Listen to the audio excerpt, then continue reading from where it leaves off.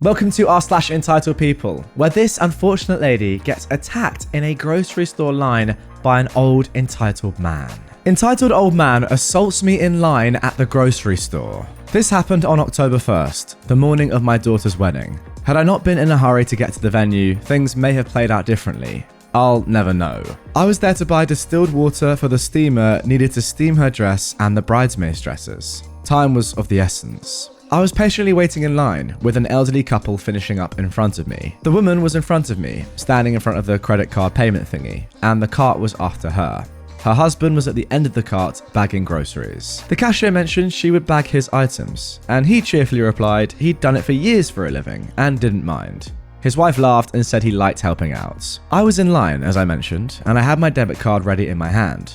I smiled and chimed in on the conversation. I tend to talk with my hands, so as we were all chatting, I'm waving my right hand in the air. My hand was visible the entire time. Suddenly, I am shoved hard from behind. I was pushed into the little old lady, and she in turn shoved the cart into her husband. My first thought was someone tripped and fell into me. I recovered and looked behind me to see this elderly man, hair sticking straight up, mask on below his nose, glaring at me while he slammed items onto the conveyor belts. The conversation went like this. "Can I help you? I shoved you because you shoved her, and I'm not about to let you shove me, so I beat you to the punch. Ha ha ha." He's yelling this at me, pulling his mask down and leaning into my face.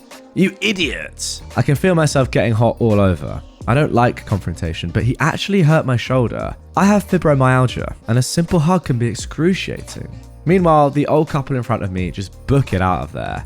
I never got to apologize to the woman or her husband. "I didn't touch her," I said. Meanwhile, the cashier is ignoring this and quietly rings up my distilled water. "I saw you shove her, so I beat you to the punch. You people today are all the same."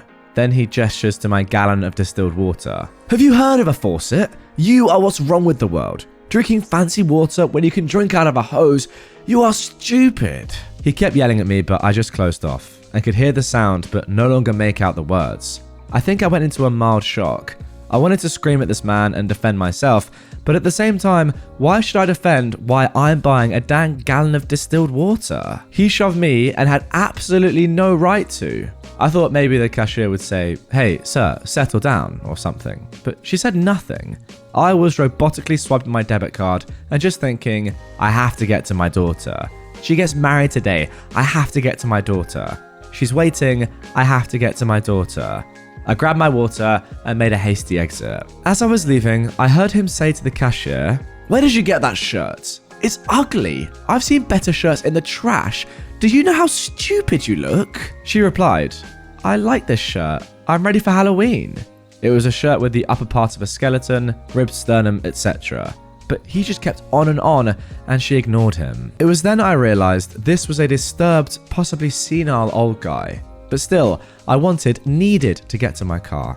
I was on the verge of tears, which happens when I get angry. I got to my car, locked the doors, and began to shake. Then I couldn't stop. I burst into tears and shook uncontrollably for about 5 minutes. That's when it hit me. I was assaulted. I was assaulted, and I did nothing. I froze. I was victimized, mildly, but I cannot imagine how women recover from more violent assaults, and I have a deep respect for those who can. My shoulder was on fire. Absolutely no employee in that store came to my defense. I drove to my daughter's venue, still in shock. After the wedding, hours later, I am in the shower. My husband comes in, and I have a bruise the size of a tennis ball on my left shoulder area. He inquired, and when I explained, white hot rage went through this man. My giant other husband would have never allowed that man to do what he did. Had he been there, we most likely would have been delayed by police, so I'm grateful that didn't happen. I think about it all the time. I wish I'd defended myself. I wish the cashier had called security. I wish I'd not crawled inside myself and shut down the way I did. To anyone who survived assault, you are brave. You matter. You did not deserve it. You are a survivor. Mine was a rough shove, and I still shake when I think about it. Wow, there we go. I guess that can show the effects of not even the most brutal of assaults, but yes, definitely an assault nonetheless. Opie, you're absolutely correct to label this as assault, completely unprovoked. I mean, even if you had shoved someone in front of you, that doesn't allow this man to just shove you. It's absolutely ridiculous logic. He didn't even show any reasoning, or like there was no reason to suggest that you had even shoved someone. As you said, your hands were clear to see the entire time. Really strange. I agree with you. I think this guy has got a little bit going wrong with him upstairs, but I completely echo your final point. If you have survived assault and you're there to tell the tale and you've moved through it, wow, you are a brave person. Much love to you. Fair play. Grandmother tried to ruin the party, but in the end got owned. I am a 28-year-old, and I have, with my grandmother, who is 91, the worst relationship. She's emotionally abusive, favorites kids, grandchildren, and great-grandkids, and verbally abused me. And I can keep on going, but trust me, I wouldn't finish. I cut her off and pretended she didn't exist after she was glad that my older brother, who was 25 in 2014, passed away. And when I delivered my dead baby, she said she was pleased that happened to me. After that, at every family event or family reunion, I would pretend that she doesn't exist. She tried to get her favorite grandchildren, my cousins, 33, 30, and 26, and my younger brother, who was 23, to try to convince me to talk to her or say hi to her. We're Puerto Rican and unfortunately we're taught to respect our elders.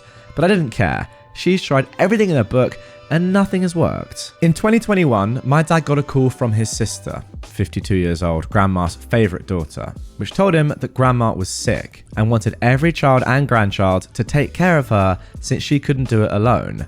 I refused, saying I had college classes and work, and I wasn't going to be doing it since knowing her, she would abuse me verbally. What I didn't know is that I was on speaker and grandma started crying because I disrespected her. She got her favourite grandchildren to try to convince me to take care of her, but I told them no. So, a month ago I graduated from college with my associate degree, and one of my aunts organised a barbecue for those that had graduated and those that had birthdays in May.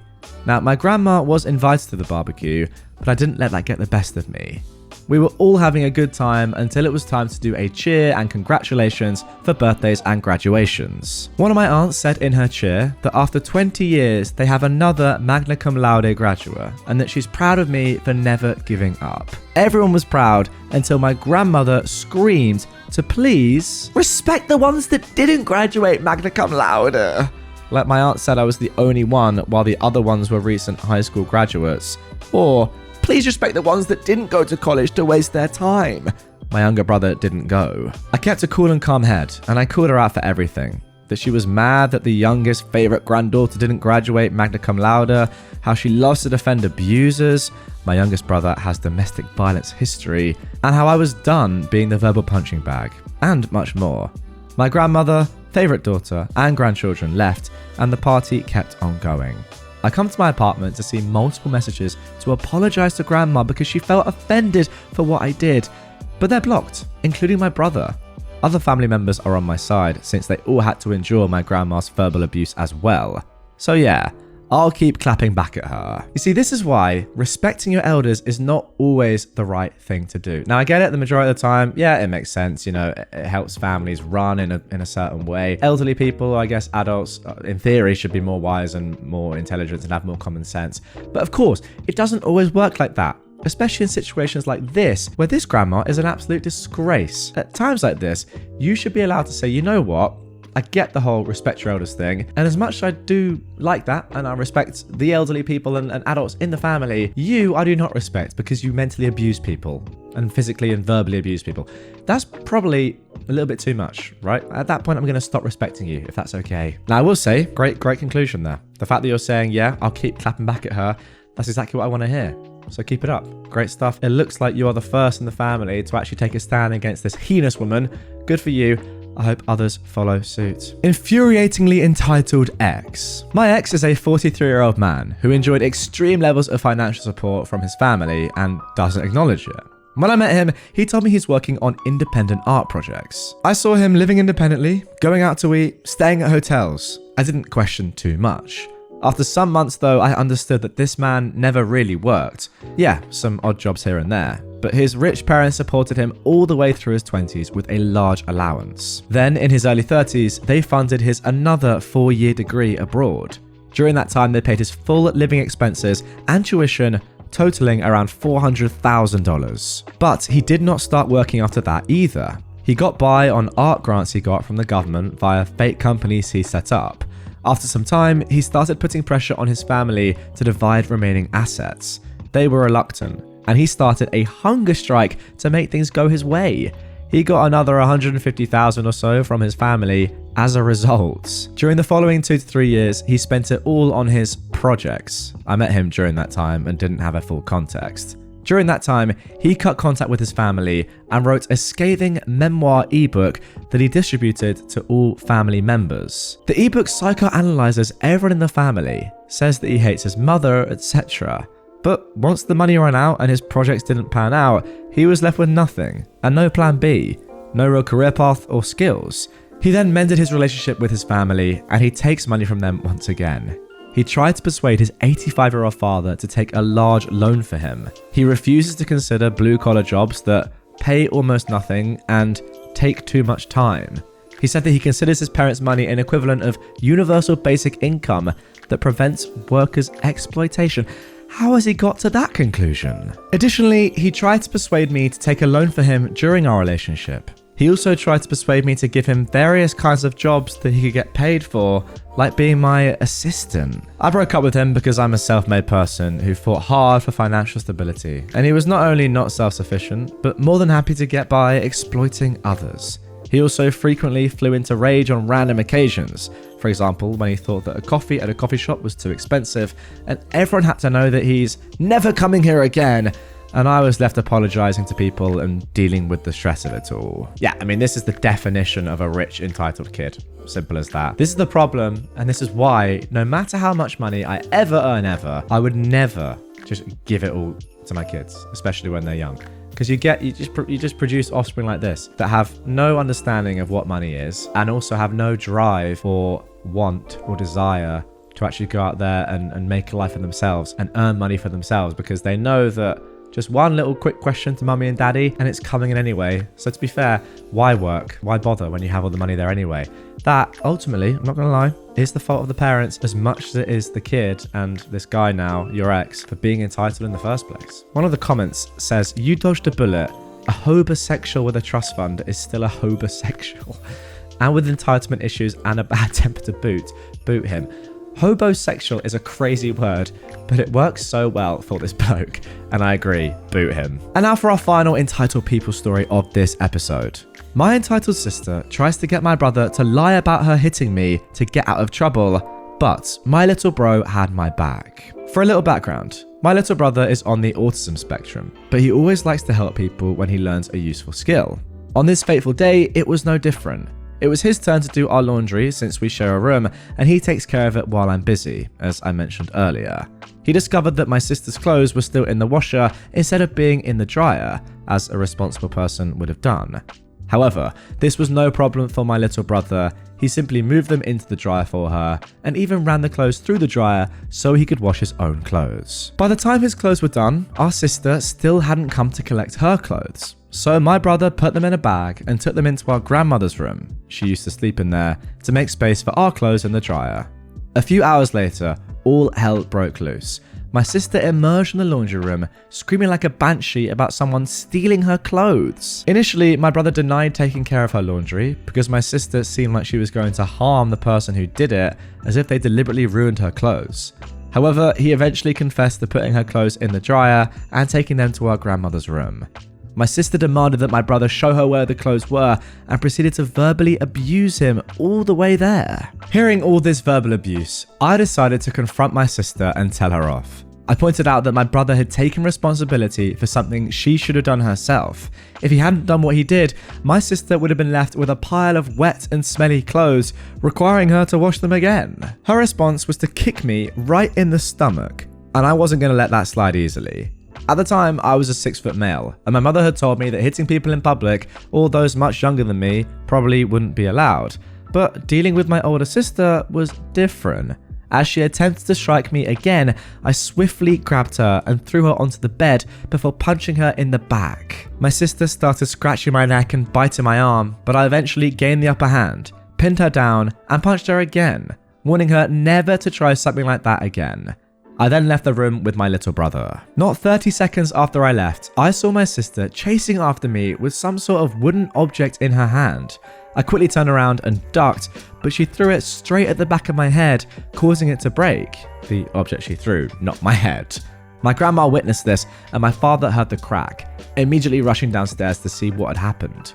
Meanwhile, I ran to my room, lay down, and tried to ease the pain. When I came back out, my sister was in tears, and my father, mother, and grandmother were all trying to find out why she did this. She kept insisting that I had hit her, which was true, yet my mum argued that most of the time I wouldn't have hit her if she hadn't struck me first. Then my sister turned to my little brother and asked him to tell them what happened, likely hoping that he would lie and that she would reward him later. But he didn't. My brother said that my sister had been bullying him, and I'd come to defend him before she kicked me. Seeing the fear in her eyes and the rest of the family converging on her like a pack of wolves made every second of sharing a room with my younger brother worthwhile. Yeah, just bullying an autistic kid who happens to be a brother. That sounds like a good person to me. Jesus, what a horrible, horrible person your sister is. Not just bullying him, after he's helped you out, by the way. I don't know about you guys, but if you leave washing in the washing machine and you don't take it out when it's done, like you leave it overnight or even longer, it just smells and you have to wash it again. And also, it doesn't allow other people to wash their clothes. Like, what he's doing is helping you. But no, I'm going to target you because you're autistic. And then later say, no, you got my back, don't you? God, like, imagine what would have happened if, because your brother's autistic and doesn't know completely, understand socially or whatever what's going on, he said, yeah, just went along with the sister, but just because, he just felt inclined to do so. Also, she is his elder sister. That would have been terrible. Just literally exploiting a kid who's got autism. Like, if it wasn't so serious, I probably wouldn't laugh. That is the dark humor in me. But yeah, I'm glad that everyone has seen the light and that your brother has stood up for himself. Fair play to the bloke. A good man right there. Anyway, guys, that is going to do it for this episode of r/EntitledPeople. Hope you enjoyed it. If you did and you want more from me right away, then have a look at this video on screen right now if you're on YouTube. But also down here, you see this? Yeah, as I cover my own face. Spotify and Apple. If you want to, you can listen to these episodes over on those podcast platforms. In fact, a lot of people right now are listening to this via a podcast. Actually, like a surprising amount, not gonna lie. So shout out to all the podcast listeners. And also it works both ways. If you want to see my face on the podcast and you think my voice is just not cutting it enough for you, then hop on over to YouTube. Link is also down below. I'll see you guys later on.